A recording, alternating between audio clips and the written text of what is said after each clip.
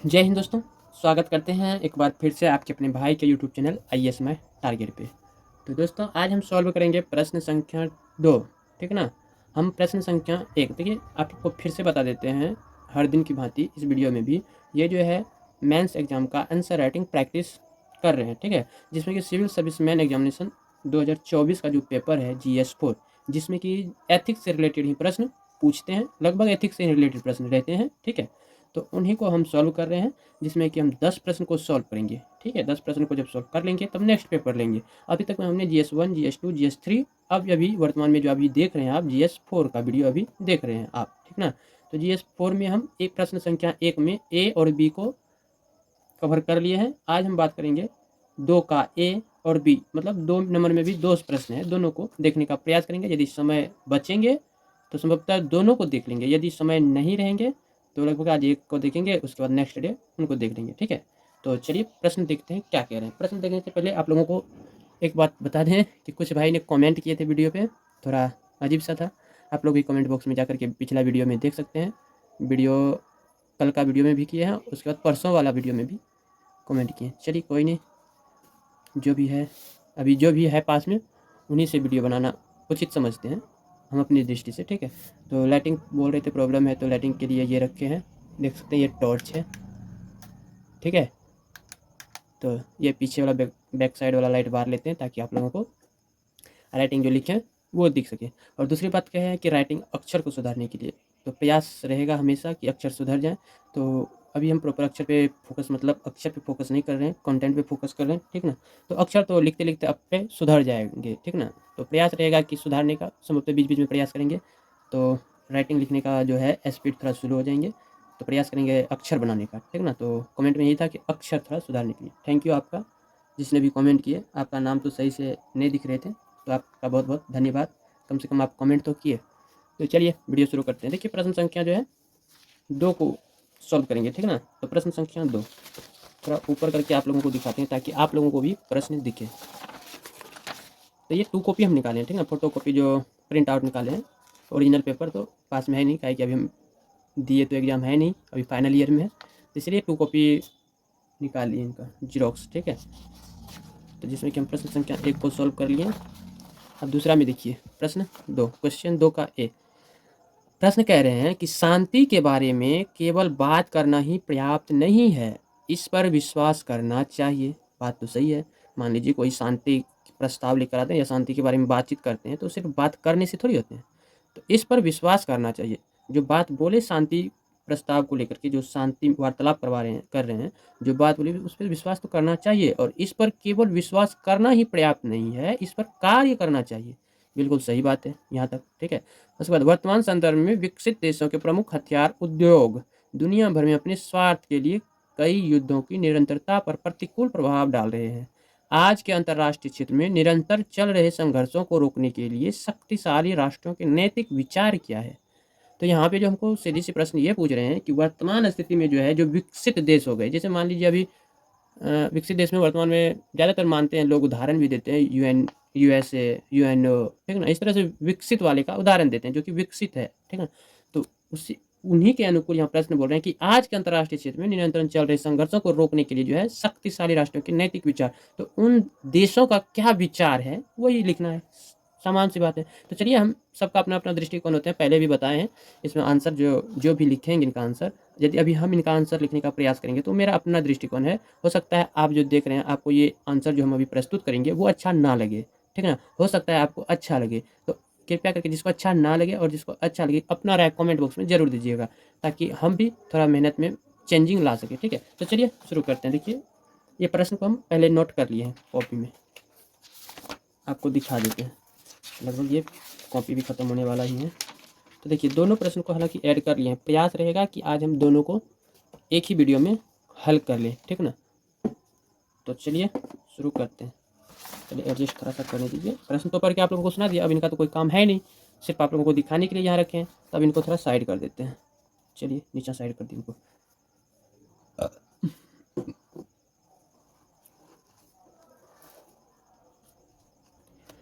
ठीक है, तो शुरू किया जाए। आपको प्रश्न पढ़ के सुना दिए, रिपीट दोबारा करके बैक करके आप सुन सकते हैं प्रश्न। तो चलिए एक बार फिर से पढ़ के सुनाते हैं और माइंडसेट अभी हो जाएंगे क्वेश्चन पढ़ने के बाद। तो एडजस्ट हो जाते हैं, फूट लेते हैं।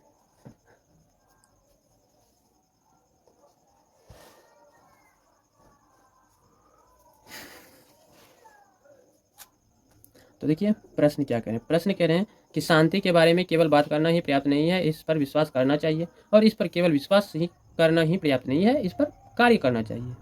वर्तमान संदर्भ में विकसित देशों के प्रमुख हथियार उद्योग दुनिया भर में अपने स्वार्थ के लिए कई युद्धों की निरंतरता पर प्रतिकूल प्रभाव डाल रहे हैं।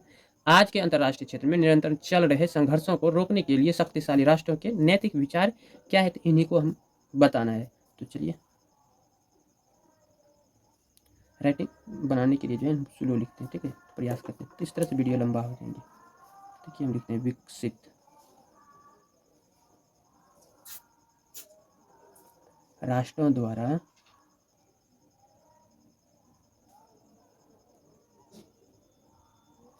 हथियार उद्योग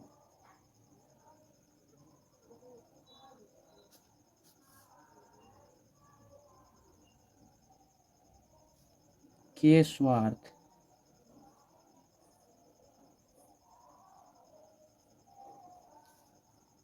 के कारण वैश्विक संघर्ष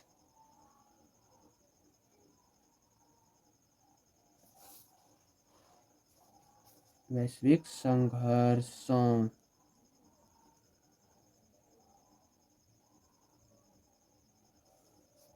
में वृद्धि हो रही है, में वृद्धि हो रही है। ये देश शांति की तो बात करते हैं, ठीक ना, ये देश शांति की बात तो करते हैं, लेकिन स्वार्थवश जो है हिंसात्मक संघर्षों को जो है ये अभी उतना हम समझा नहीं पाएंगे, लिखने दीजिए, उसके बाद हम समझा देंगे, ठीक है। तो ये देश शांति की बात तो करते हैं, ठीक ना, परंतु स्वार्थवश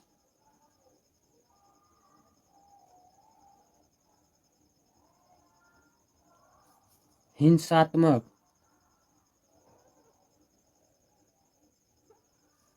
संघर्षों को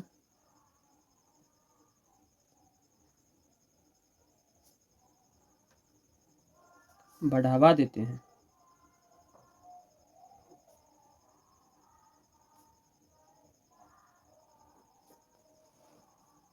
और पैराग्राफ साथ चेंज करते हैं, यहाँ से लिखते हैं, ठीक है। नैतिक रूप से शक्तिशाली राष्ट्रों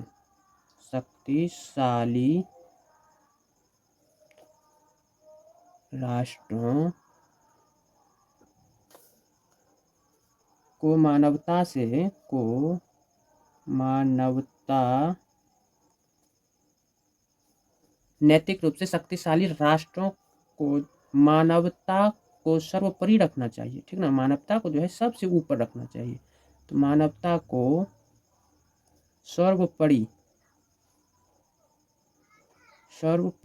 रखना चाहिए, ठीक है। अब यहाँ से लिखते हैं। अब देखिए विकसित राज्य जो है इन्हें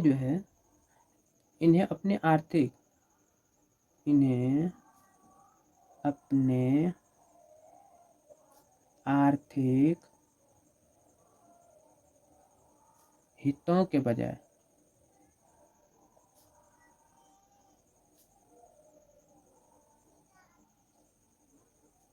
वैश्विक शांति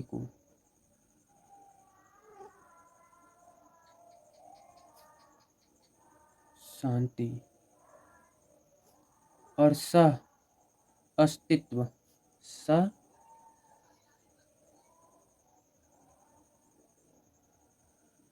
सह अस्तित्व और न्याय संगत।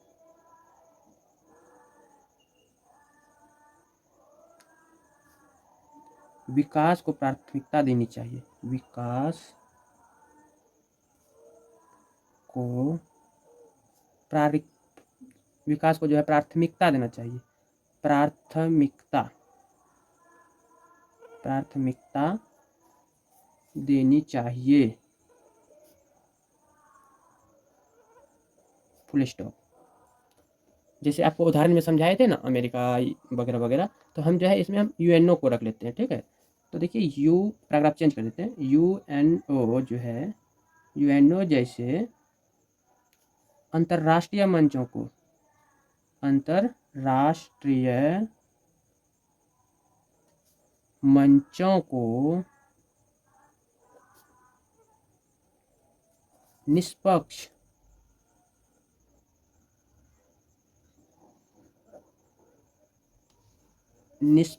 हस्तक्षेप करना चाहिए। हस्तक्षेप करना चाहिए।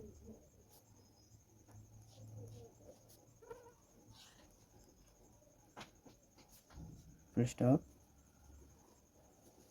जैसे यूएनओ जैसे अंतर्राष्ट्रीय मंचों को जो है निष्पक्ष हस्तक्षेप करना चाहिए। ठीक ना। जैसे आर्म्स ट्रेड टेरिस्ट्री है, इनको जो है सख्ती से लागू करना चाहिए। इनका है ना, यूएनओ का ही है एटीटी, तो वही लिख देते हैं आर्म्स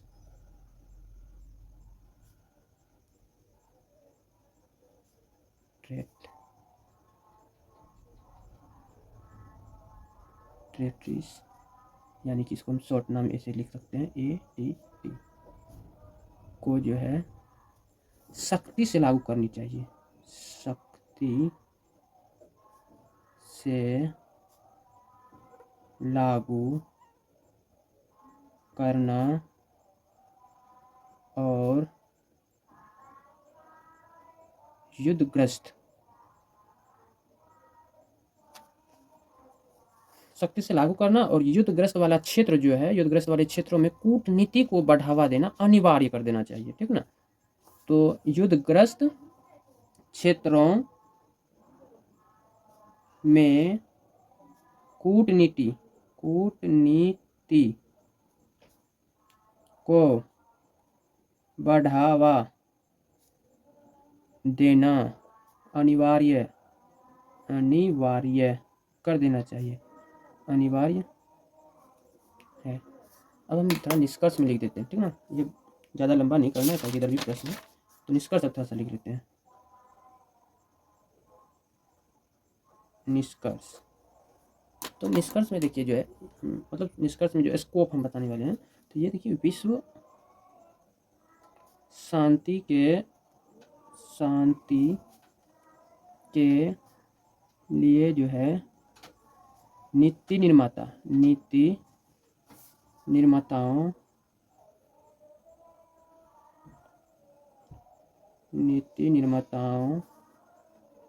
को नीतिगत नैतिकता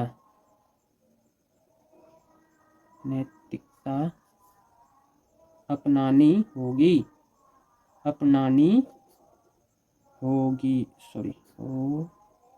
सॉरी क्या हो रहा है, गलती हो गया।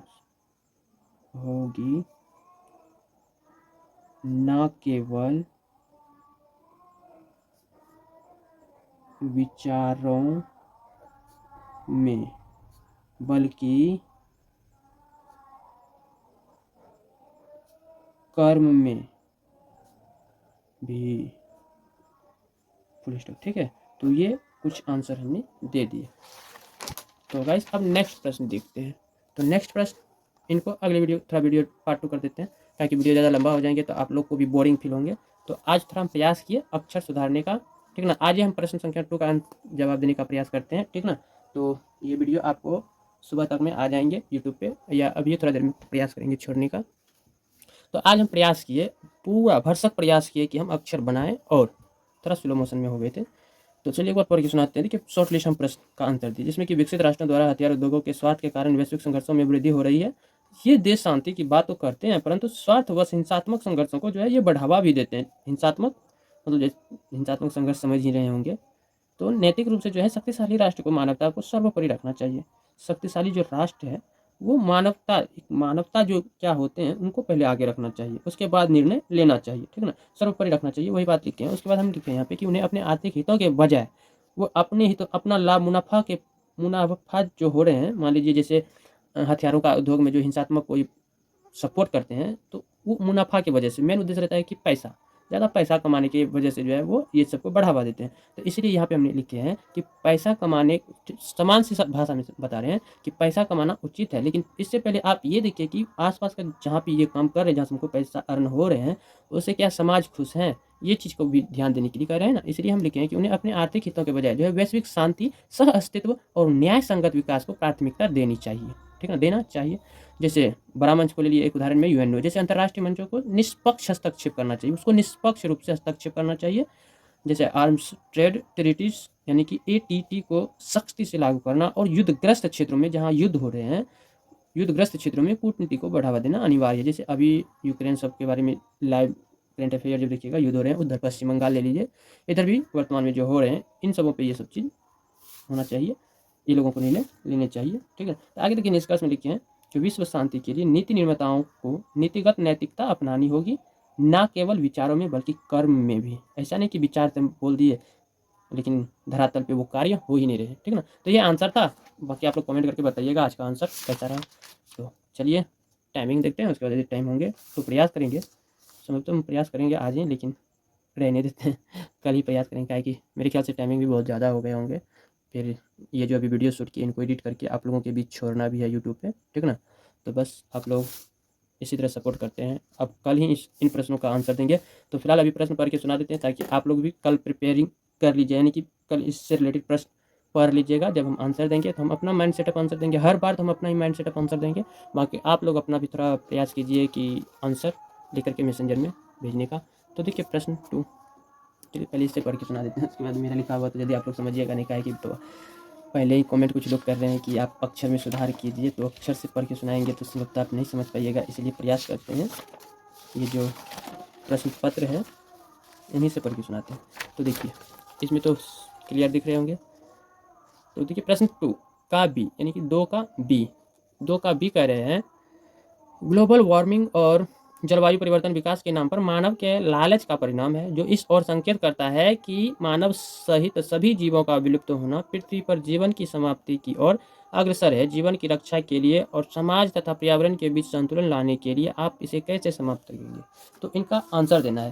तो देखिए समान सी बात होती है यहाँ पे, प्रश्न जैसे हम पढ़े विलुप्त हो रहे पृथ्वी पर जो जीवन है उनको कैसे, तो बहुत सारी हम योजनाएं बता सकते हैं, लेकिन यहाँ ज़्यादा योजना वगैरह बताएंगे तो किस तरह से हम अपनी दृष्टि से देख रहे हैं, इस दृष्टि से यदि हम अपने एरिया को बनाएंगे तो उस एरिया में संभवतः जीव जंतु सारा चीज़ जो विलुप्त हो रहे प्राणी वहाँ स्थिर रह के टिकेंगे और पर्यावरण भी सेफ रहेंगे और विकास का कार्य भी आगे। तो लेकिन उस तरह का हम टॉपिक समझाएंगे तो लगभग जो है 150 शब्दों से ज़्यादा हो जाएंगे, यानी कि एक बुक की तरह तैयार हो जाएंगे, ठीक है ना। तो यहाँ पे लेकिन कंडीशन ये है कि उत्तर हमको 150 शब्दों में ही देना है, इसलिए ये सारी बातें रखेंगे लेकिन शॉर्ट लिस्ट में 150 शब्दों में ही सारा चीज़ समझाना पड़ेगा, यानी कि टू द टॉपिक इस तरह से आंसर लिखना पड़ेगा। इसलिए इसको हम कल प्रयास करेंगे इनका आंसर देने का, आज के लिए रहने देते हैं। बाकी आप लोग भी प्रश्न देख लिए हैं, कल हम इसी का आंसर तैयार करेंगे। तो चलिए आप लोग भी आंसर तब तक तैयार कीजिए और मैसेंजर में जरूर बताइएगा। अब मिलते हैं अगले वीडियो यानी कि कल के वीडियो में। फिलहाल के लिए जय हिंद, जय Bharat, love you bye, good night.